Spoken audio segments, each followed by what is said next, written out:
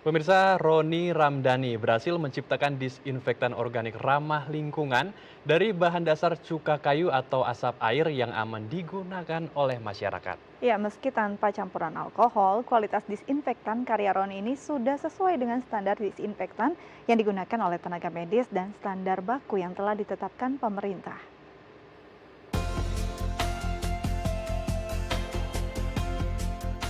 Di tengah merebaknya wabah virus COVID-19, masyarakat semakin akrab dengan penggunaan cairan disinfektan untuk mengantisipasi penularan COVID-19. Namun, cairan disinfektan yang banyak beredar dan dipakai warga rata-rata menggunakan bahan kimia yang bisa mengakibatkan dampak negatif bagi kesehatan. Terdorong untuk menciptakan disinfektan yang aman dan ramah lingkungan, Roni Ramdhani, pria lulusan Institut Pertanian Bogor, menciptakan disinfektan dari bahan alami, yaitu cuka kayu atau asap cair pembakaran kayu. Penggunaan disinfektan organik buatannya sama dengan disinfektan yang dikeluarkan oleh medis dan disarankan oleh pemerintah.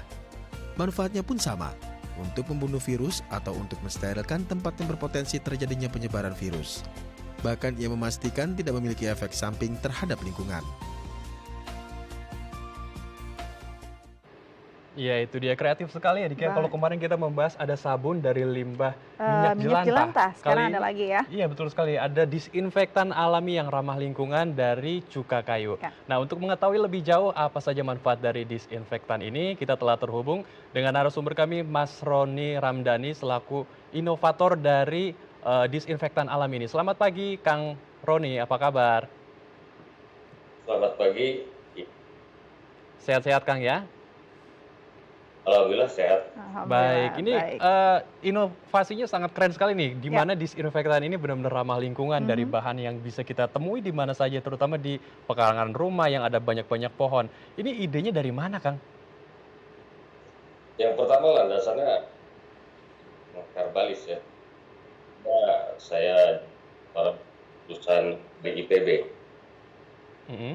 Dari situ mulai dalami lah beberapa tumbuhan ya. Salah satunya adalah cuka kayu ini atau wood acid ini. Gitu. Baik, jadi memang, sudah ada dari bidang ilmunya sendiri ya, Oke. basicnya. Sebenarnya ada jenis kayu apa saja yang bisa digunakan untuk media pembuatan disinfektan alami ini? Dan apakah sebenarnya kalau penggunaan disinfektan secara kimiawi ada, dampak Dampak buruknya terhadap buruknya. lingkungan? Kalau secara kimiawi jelas ada dampak buruk ya, Mhm, terlebih pada tanah, kemudian pada tumbuhan, hewan. oke. Tapi kalau untuk saya rasa dari beberapa penelitian itu tidak menimbulkan satu efek samping apapun. Mhm, Ya, kita bisa dari Badan Puslitbang ya, itu bahwa cuka kayu itu malah ketika dia terurai di tanah itu menjadi pupuk ya, pupuk Mhm. organik yang subur untuk tanaman gitu. jadi Kalau jenis kayu apa saja yang bisa digunakan? mmm, Kayu yang bisa digunakan sebenarnya semua jenis kayu bisa digunakan. Ah, Karena oke. yang kita oke. ambil ini adalah satu proses pirolisis daripada selulosa kayu gitu. Dari Mmm, proses kondensator ya. Kita Mmm, kondensasi asap daripada penggarangan si kayu itu mhm. gitu. Jadi ini uap air Ya, dari kayu yang dikondensasi itu yang digunakan sebagai disinfektan ya, Kang? betul. Dan itu Oke. apa namanya, kayu itu uap-uap itu mengandung beberapa zat ya, salah satunya adalah selulosa, lignin yang Mhm, menghasilkan fenol, mhm. dimetil benzyl alkohol, mhm. seperti itu. Nah, fenol ini mempunyai tingkat keasaman yang cukup tinggi ya, dia mampu menghambat pertumbuhan bakteri dan virus, seperti itu. Baik, Baik. selain kayu, mungkin ada bahan alami lain yang memang dipakai untuk membuat disinfektan alami ini, Kang? Eee, dalam prinsipnya sebenarnya, kayu yang kita gunakan, namun, Oke. asap cair ini katakanlah, cuka kayu ini kan memang berbau asap ya. Mhm, Berarti kita harus bahkan, bisa jadi essential oil, Mhm, ataupun sereh, ataupun, daun sirih mhm. mhm. sebagai, wangi dan juga sebagai antiseptik yang lainnya gitu. Oke, Oke, jadi untuk menghilangkan aroma kecut dari si betul. cuka kayu ini juga digunakan bahan-bahan alami seperti tadi ya essential oil atau sereh gitu ya. Ya, jadi Ini bisa juga nyaman dan sangat betul. bisa digunakan oleh banyak warga ya. Mhm. Nah, tapi ini apakah sudah diuji lab dulu, Kang, dan apakah sudah digunakan bagi masyarakat luas?